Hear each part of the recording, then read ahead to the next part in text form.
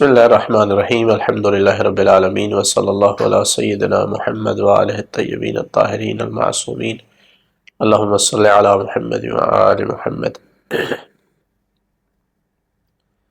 ہماری بات ہو رہی تھی کہ عقیدہ انسان کی فردی عملی زندگی پر کہاں کہاں اثر انداز ہوتا ہے۔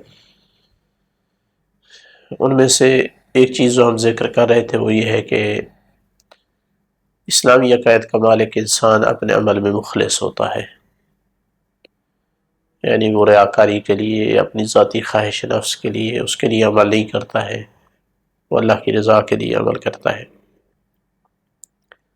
اس کو ہم نے بیان کیا تھا پچھلے درس میں، اور ایک آخر پہ ایک سوال ذکر کیا تھا کہ اس سے کیا فرق پڑتا ہے اگر کوئی بندہ اخلاص کے لیے نہ بھی کرے، لیکن اگر رفاہی کام کوئی کر رہا ہے، لوگوں کی خدمت کر رہا ہے تو قابل ستائش ہے، قابل تعریف ہے۔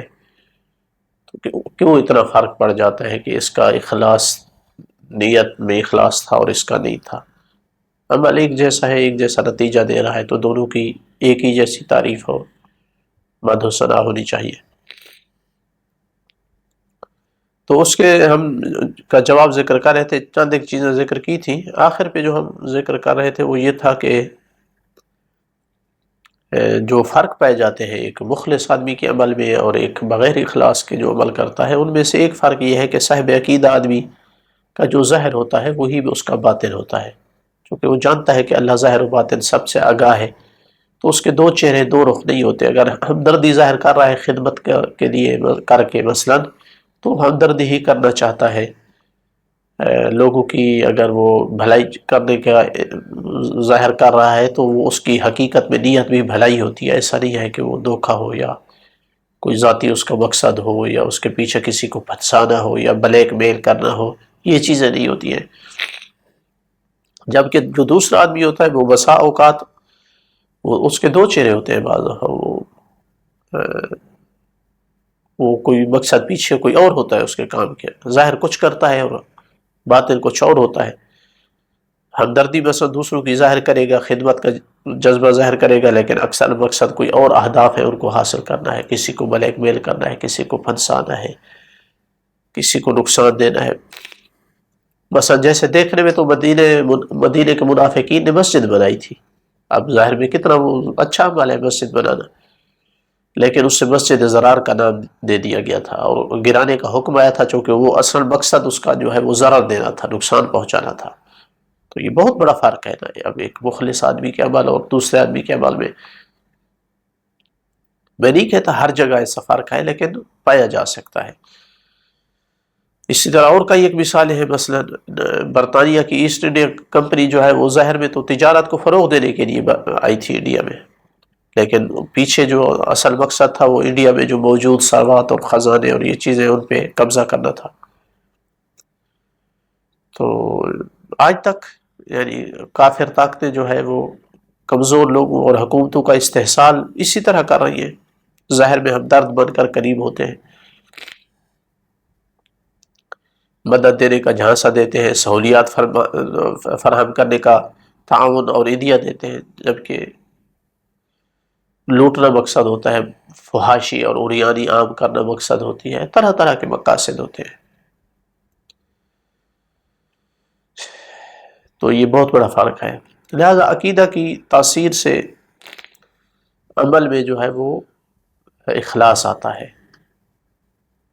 اور اس حد تک وہ اخلاص آ جاتا ہے کہ انسان کسی سے جب بھلا کرتا ہے تو اتنی بھی توقع، بجائے نقصان دینے یا اس کو بلیک میل کرنے یا کچھ اس سے فائدہ اٹھانے کے، اتنی بھی اس کو توقع نہیں رہتی اس بندے سے کہ وہ اس کا شکریہ ادا کرے، کیونکہ اس نے کام اللہ کے لیے کیا ہے، تو وہ اس سے شکریہ کا بھی توقع نہیں رکھتا ہے۔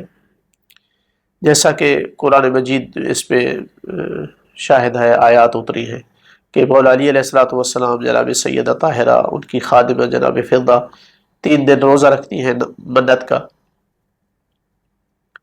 اور ہر دن افطار کے وقت کوئی سائل آ جاتا ہے، ایک دن اسیر آیا، ایک دن مسکین آیا، اس طرح تو اپنا افطار اٹھا کر ان کو دے دیا، خود پانی سے افطار کر لیا، اور واضح طور پر انہیں کہہ دیا کہ ہم تم سے اتنی بھی توقع نہیں رکھتے ہیں کہ ہمیں تم کہو شکریہ، یہ بھی ہم نہیں آپ سے ڈیمانڈ رکھتے. سورہ انسان میں ہے وَيُطْعِمُونَ الطَّعَامَ عَلَى حُبِّهِ مِسْكِينًا وَيَتِيمًا وَأَسِيرًا إِنَّمَا نُطْعِمُكُمْ لِوَجْهِ اللَّهِ لَا نُرِيدُ مِنكُمْ جَزَاءً وَلَا شُكُورًا.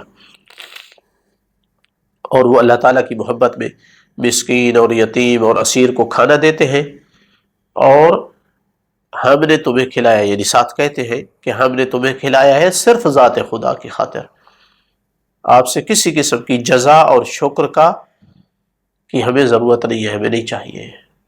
اخلاص، اتنا بڑا زیادہ اخلاص، یہ مرتبہ اخلاص کا یہ صحیح عقیدے کے بغیر آنا ممکن نہیں ہے.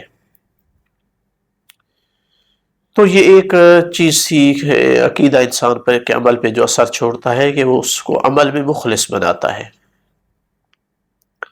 دوسرا اثر جو ہم ذکر کرنا چاہتے ہیں وہ یہ ہے کہ عفو و درگزر سے کام لینا، یہ ایک عظیم صفت ہے، اس میں عقیدے کا اثر ہے.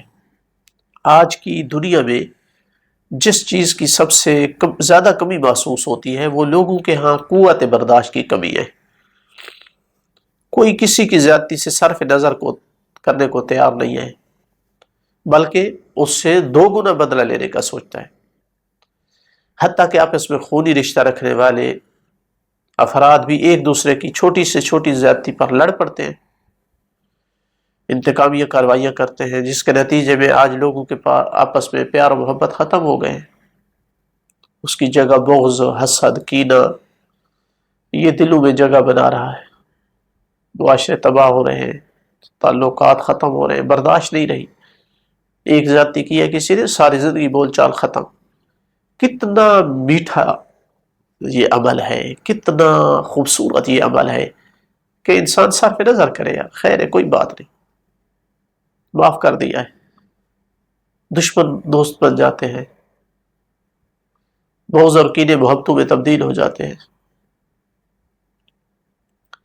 اسلامی عقائد انسانی زندگی پر جو سنہری نقش اور نگار چھوڑتے ہیں ان میں سے ایک یہ ہے کہ انسان کو بڑے دل و جگر والا بناتے ہیں، بڑے سینے والا، کشادہ سینے والا بناتے ہیں. یہ عقائد جو لوگوں کی باتوں اور زیادتیوں پر انتقام لینے کی بجائے ان سے درگزر کرتے ہوئے انہیں معاف کر دیتے ہیں، یہ عقیدے کا اثر ہوتا ہے. اسی طرح تربیت کی ہے اسلامی تعلیمات نے. سورہ نحل میں ہے وَإِنْ عَاقَبْتُمْ فَعَاقِبُوا بِمِثْلِ مَا عُوقِبْتُمْ بِهِ وَلَئِنْ صَبَرْتُمْ لَهُوَ خَيْرٌ لِلصَّابِرِينَ.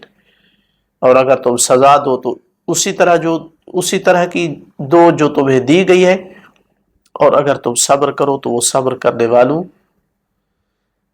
اگر تم صبر کرو تو صبر کرنا یقیناً جو ہے صابر لوگوں کے لیے بہتر ہے.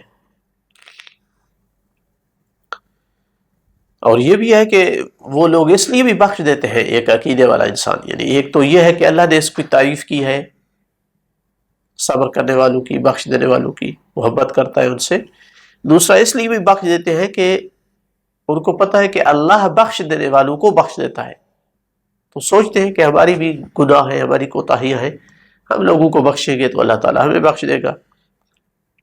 سورہ نساء میں ہے ان تبدوا خیرا او تخفوہ او تعفو عن سوء فإن اللہ کان عفوا قدیرا. اگر تم بھلائی کو ظاہر کرو یا اسے چھپاؤ یا برائی سے درگزر کرو تو بے شک اللہ درگزر کرنے والا بہت بڑا قادر ہے.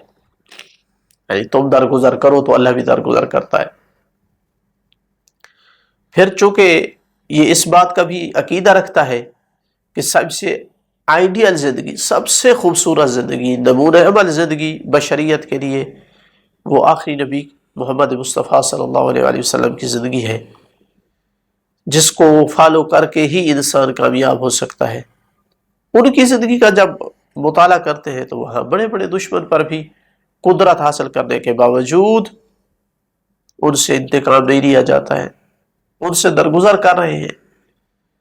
سب سے بڑا دشمن کون ہے؟ اہل مکہ ہے، جنہوں نے اللہ کے رسول کے صحابیوں پہ ظلم کیے، کچھ کو قتل کیا، ہجرت کرنے پہ مجبور کیا، گھر بار چھوڑنے پہ. پھر وہاں مدینے پہنچ کے چڑھ دوڑے مدینے کے اوپر تاکہ مسلمان اور اسلام کا خاتمہ کرے، نبی پاک کو تاکہ قتل کرے. اتنے بڑے دشمن، ازلی دشمن، کتنی جنگیں کی ہیں، لیکن فتح مکہ کے موقع پر جب ایسا بدترین دشمن بھی خانہ کعبہ میں جمع ہوئے تو اللہ کے رسول نے ان سے پوچھا کہ تم کیا توقع کرتے ہو؟ کہا کہ کریم ابن کریم، کریم باپ کا کریم بیٹا ہے، ہمیں بخشش کی توقع ہے۔ دشمن بھی جانتا ہے کتنے بڑے دل والی ہستی ہے، کتنا بڑا حوصلے والی ہستی ہے، کتنے بڑے دشمن کو معاف کرنے والی ہستی ہے۔ تو اللہ کے رسول نے فرمایا کہ میں وہی کہوں گا جو یوسف نے اپنے بھائیوں سے کہا تھا جب ان کے اوپر قدرت حاصل کی تھی، جب بادشاہ بن گئے تھے اور یہ مانگنے کے لیے وہاں پہنچ گئے تھے، تو لا تثریب علیکم اليوم، آج تم پر کوئی عتاب نہیں ہوگا۔ تو اتنے بڑے دشمن کو بھی بخش دینے والے اور کسی سے انتقام نہ لینے والے نبی کی پیروی کو جو بندہ اپنے لیے واجب سمجھتا ہے، ان کی سیرت پر چلنے کی جو بندہ سوچتا ہے، تو ایسا بندہ پھر نہیں ہر بات کا انتقام لیتا اور سزائیں دیتا ہے، بلکہ وہ لوگوں کو معاف کرنے کی سوچتا ہے، درگزر کرتا ہے۔ وہ تاریخ میں لکھا ہے کہ یہ ایک مثال کے صاحب عقیدہ لوگ کیسے ہوتے ہیں، مالک اشتر کہیں سے گزر رہے تھے تو کسی نے بدتمیزی کی، کوئی پتھر وغیرہ پھینکا، تو کسی نے بعد میں پوچھا کہ پتہ ہے بندہ کون تھا؟ کہا نہیں میں تو نہیں جانتا، ویسے مذاق کی ہے، احانت کی ہے۔ کہا یہ مالک اشتر تھا جو علی کی فوجوں کا جرنیل ہے، سردار ہے۔ خوف سے ڈر گیا، بھاگا پیچھے کہ یہ مجھے کوئی قتل نہ کروا دے، مروا نہ دے۔ گیا تو پتہ چلا کہ آگے مسجد میں ہے جناب مالک۔ مسجد میں پہنچا یا وہ مسجد سے باہر آئے، معافی مانگنے لگا تو کہا میں تو مسجد میں آپ کے لیے دعا کر رہا تھا مغفرت کی کہ اللہ آپ کو بخش دے، آپ نے خواہ زیادتی کی ہے میرے ساتھ۔ یہ صاحبان عقیدہ ہوتے ہیں، اللہ سے بخشش کی توقع کی خاطر لوگوں کو بخش دیتے ہیں۔ ایک نجف اشرف کے دکاندار کی بات ہے کہ وہ خود پیسے نہیں لیتا تھا، کہتا تھا کہ گلے میں ڈال دو، تو جس کے کھوٹے پیسے ہوتے تھے وہ آ کر اسی دکاندار سے خریدتا تھا کہ یہ دیکھتا ہے نہیں، کھوٹے پیسے ڈال دے اس کے گلے میں، سودا لے کر چلے گئے۔ تو وہ جمع کرتا رہتا تھا، رات کو کھرے علیحدہ کر لیتا، کھوٹے علیحدہ کر لیتا، تو نماز شب میں اللہ تعالیٰ کے سامنے وہ کھوٹے درہم دینار اللہ کے سامنے ہاتھ پہ اٹھاتا کہ پروردگار جیسے میں نے تیرے بندوں کے یہ کھوٹے پیسے قبول کیے ہیں، خدا تو بھی میرے کھوٹے اعمال قبول فرما۔ تو صاحب عقیدہ یہ سوچتا ہے کہ لوگوں کے ساتھ درگزر کریں گے تو اللہ ہم سے راضی ہو جائے گا، ہمارے گناہ اور کوتاہیوں کو بخش دے گا۔ الحمدللہ رب العالمین، وصلی اللہ علی سیدنا محمد وآلہ الطاہرین۔